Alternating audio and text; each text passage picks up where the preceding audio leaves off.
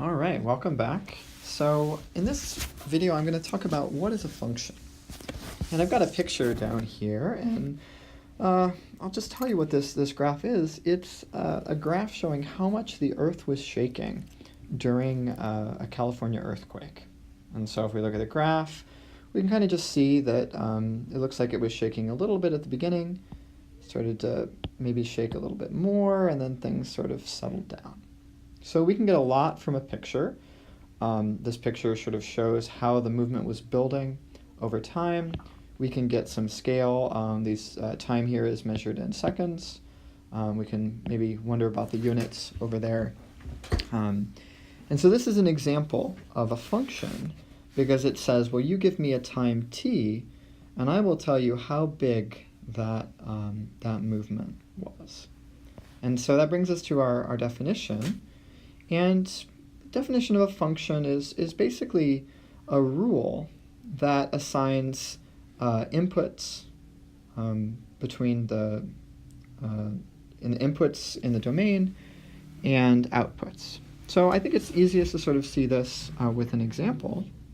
So down here I've got two formulas. You're probably used to seeing formulas like this. And on the left we have, it says f of x equals the square root of x minus 1. And over here it says g of x equals x squared. And so there are a couple important things here. We have the name of the function, So this name is f, or maybe f of x. And over here, the name of our function is g, or if you want to think about it as g of x, you can. And then we can just sort of do some inputs, outputs. So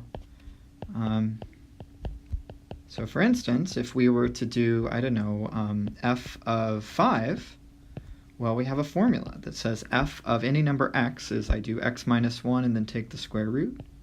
So that should be the square root of 5 minus 1, which is the square root of 4, which is 2.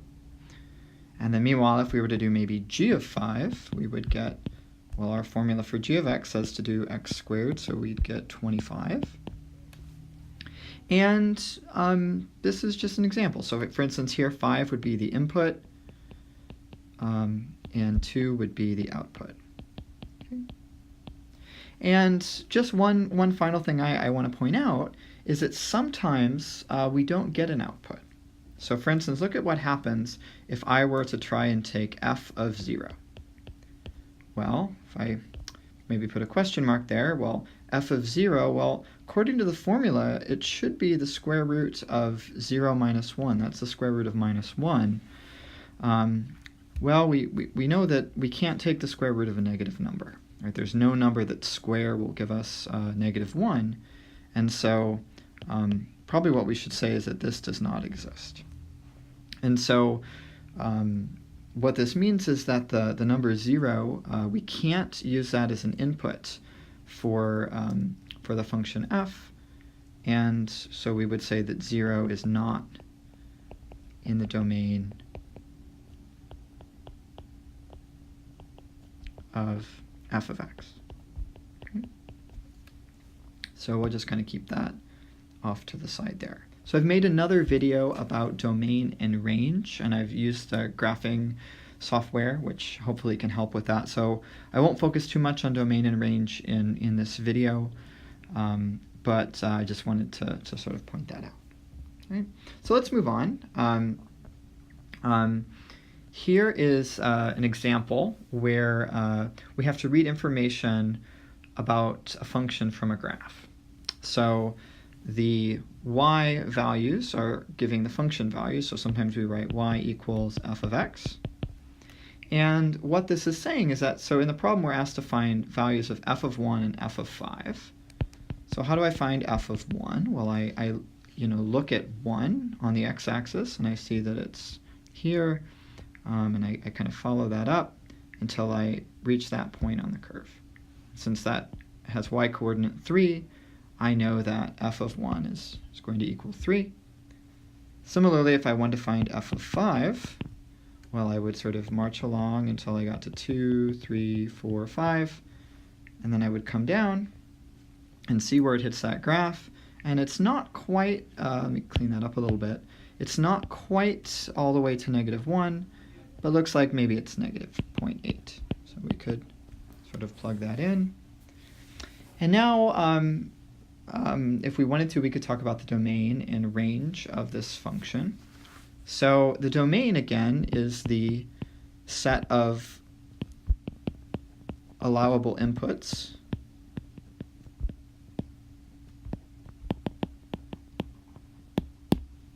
And we look at those inputs, we say, well, what could I plug in for x?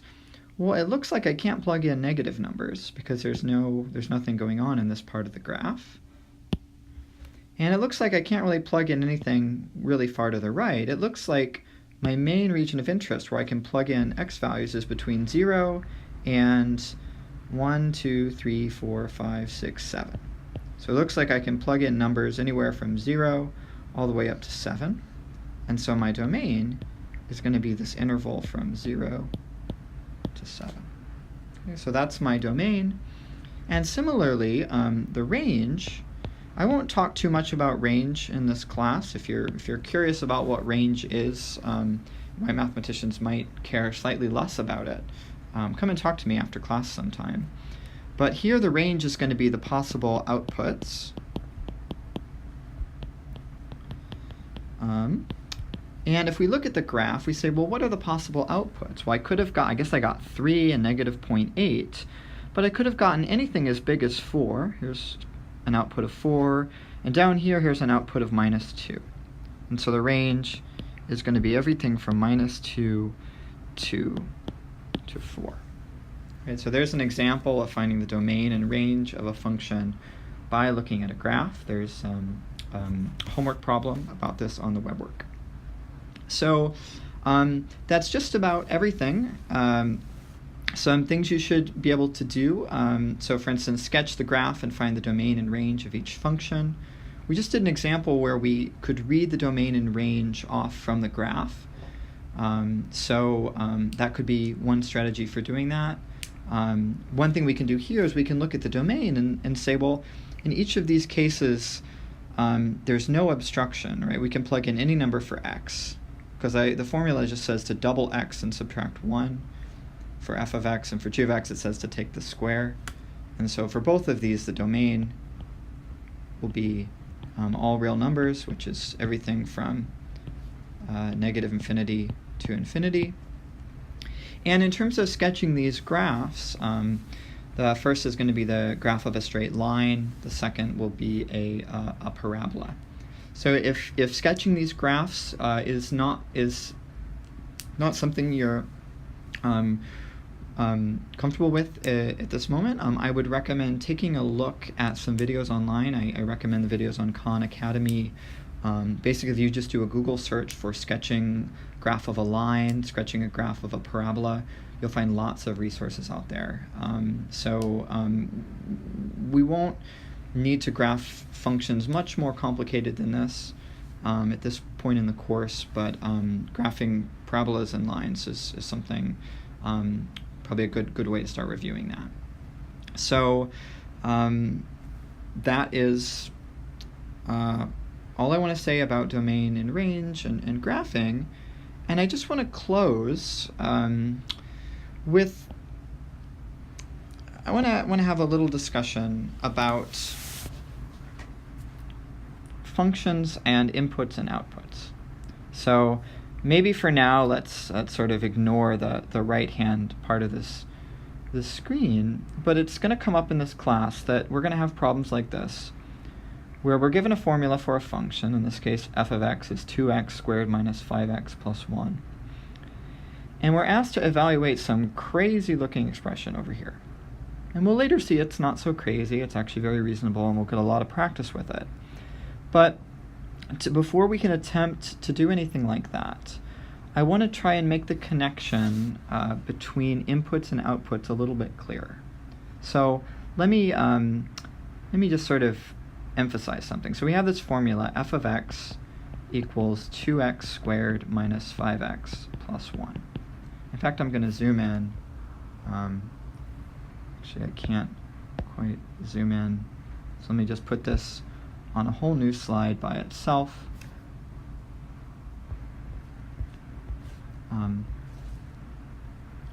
Well, let's do a little bit of graph paper. So here is our formula for our function, and this is something we've seen a lot before. This is something we've probably done a lot of practice with. But I want to emphasize that there's a connection between the x on the left-hand side and the x's on the right-hand side.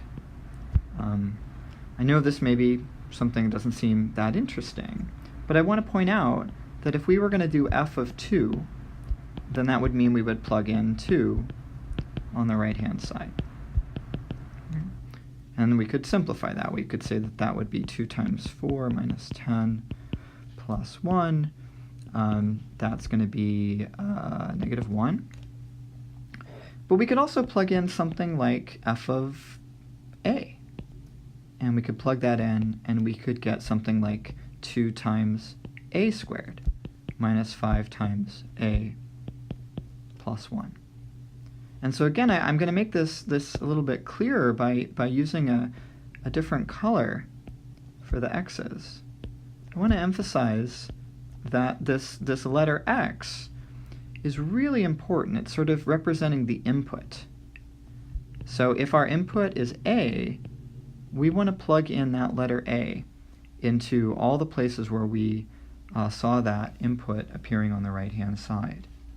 So let's do another example. So what if I wanted to know f of, I like to do this smiley face. So f of smiley face. So what we would do is the same as before. We'd do 2 times, sort of set up these blanks here, and we would say, okay, I'm going to go 2 times the input squared minus 5 times the input, and then I'm going to add 1. And what is that input? Oh, it was smiley face. So I'm just going to fill that in. And what if smiley face wasn't a symbol, but what if it was a sort of a sum of symbols? So what if it was something like f of x minus 5? Well, again, this is a chance where it might seem a little confusing, but again, what we want to do is we want to say, aha, x minus 5 is my input. So I'm going to make that a different color. And then I know how to compute f of any input. I just do 2 times that input squared minus 5 times that input plus 1. And so I'm going to put my whole input there. I'm going to put my whole input here. And that is going to be how I'm going to solve this. Right? So I know it might not seem too tricky the way I've sort of laid this out, but if you can remember that when you have f of something that's bigger than just an x, remember that whole thing is an input. That's gonna help a lot. And maybe I can do just one more example kind of illustrating maybe a problem that students might find a little confusing. So imagine if I said f of x equals x minus 5, and then I asked you to do, well, I know if I asked you to do something like f of 7, you would have no problem. Right? You would do 7 minus 5, you would get 2, and that would be absolutely correct. But what if I asked you to do f of x minus 5? And let me remove this middle piece. Right? Well, this is where I see students sometimes run into trouble because, oh man, it kind of looks like, oh, we already have an x minus 5 up here, and then what's going on down here?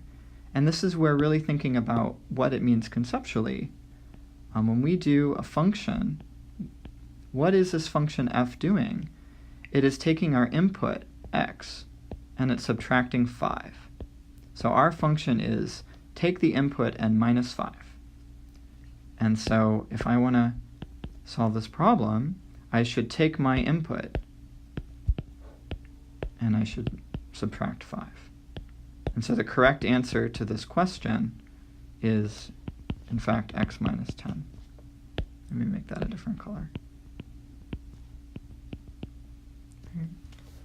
So These are great things to come and talk about in office hours. These are the focus of the first web work assignment, which is due soon. And yeah, thanks for watching. As always, comments, questions, subscribe, and I will see you later.